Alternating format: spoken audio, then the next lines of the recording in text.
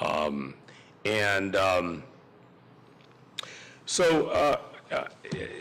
there's a lot of New Jersey in both of these books. First of all, both of these institutions are run by authorities.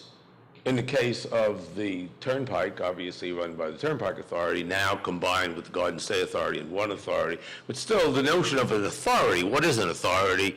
And do authorities have too much authority? And the Port Authority, which built the George Washington Bridge, in fact, it was its first project. The Holland Tunnel was finished in its last months. It was taken over by the newly created Port Authority. And by the way, you could say something interesting about that in terms of New York and New Jersey relations. It was called the Port of New York Authority. That was its title.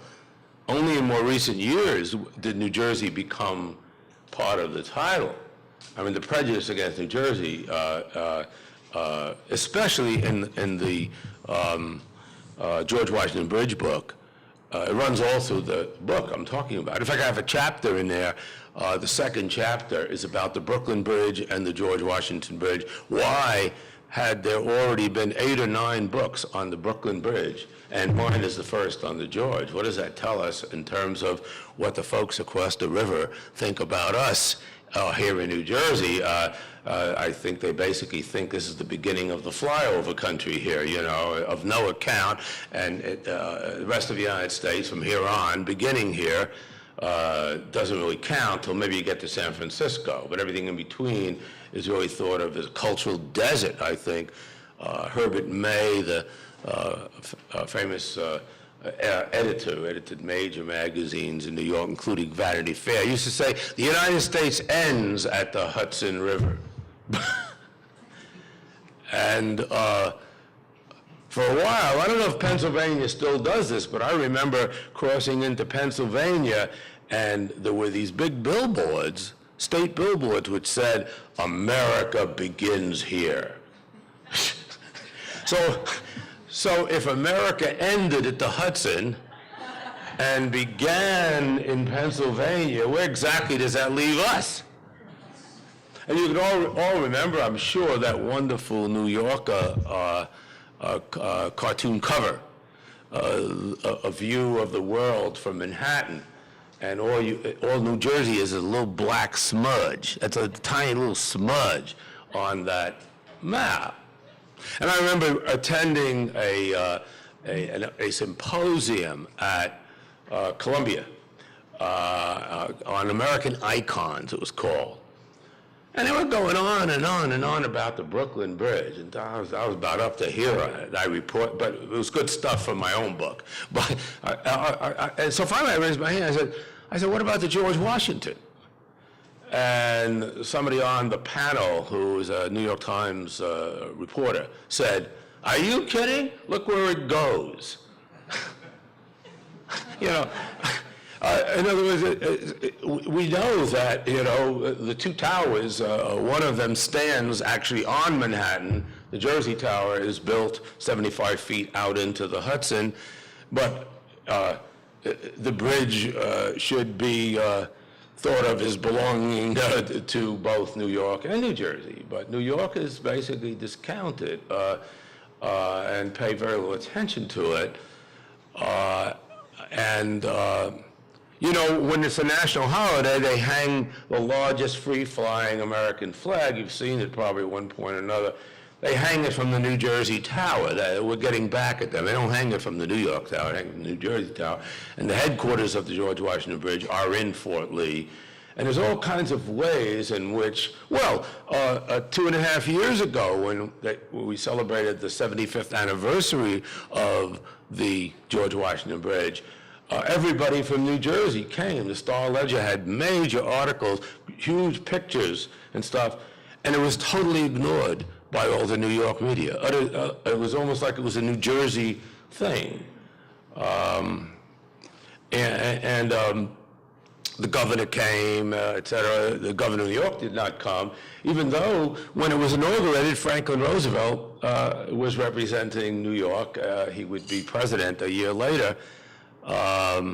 And so there's a whole way in which the two states come together, if you will, both in their admiration, if there's any of that, from across the river. And I've lived on both sides of the river, so I have a right to, but having lived much of my adult life in New Jersey, I identify as a New Jerseyan and don't, and especially writing the kind of books I do, I'm a New Jersey guy. I'm a Jersey guy. So there are all these kinds of questions. In fact, I always make a point of saying New Jersey and New York. In fact, the chapter 2 of the book is called The George and the Brooklyn, New Jersey and New York. And look what I've done. You see, I've put, because they always say New York and New Jersey. We always say New York and New Jersey. We should get out of that habit.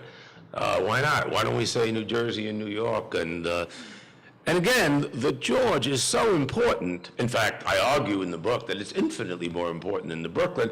But people, especially across the river, love the Brooklyn. And the Brooklyn's very attractive, and I love to walk across the brook. I love to walk across both bridges. In fact, if you have never walked across either, why don't you start out one day, park in Fort Lee, walk across the George. When you get into Manhattan, take the train subway downtown, then walk across the Brooklyn, which is right by City Hall. You'll have one heck of an adventure. The George is, of course, much bigger and much longer, more than twice as long as the Brooklyn.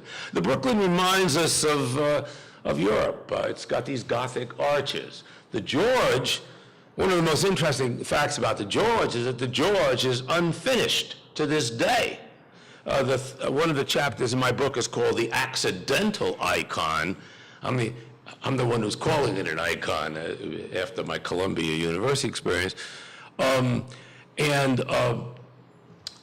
George was built by a guy named Othmar Ammann, who was a Swiss immigrant.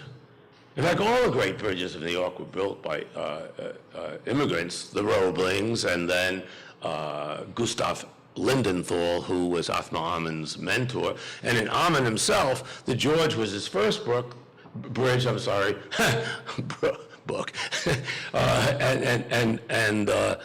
Verrazano was his last. And he built many in between. In fact, he's really the reason for the Golden Gate in San Francisco as well. As an advisor, they were about to build it in a way that it surely would have come down. It just wasn't going to work. And he was the consultant and said, no, I'll have nothing further to do with you if you build a bridge that way. It's going to fall down. And then they built it as he suggested. So he is an American hero, really. And nobody ever heard of him. I never heard of him before I began my studies for this book. And by the way, he lived in Boonton, New Jersey for 40 years. And there's no historic marker in front of his house, which is still there. His daughter is still alive and was present with her father at the age of 9 when they inaugurated the bridge. And Margot Ammann is really the godmother of this book. And one of the most fun people I've ever hung out with. Every time I would, even though she was a lifelong Republican, every time I would use the initials GWB, she'd fly into a fury and say, stop using those initials. It reminds me of that man in the White House. And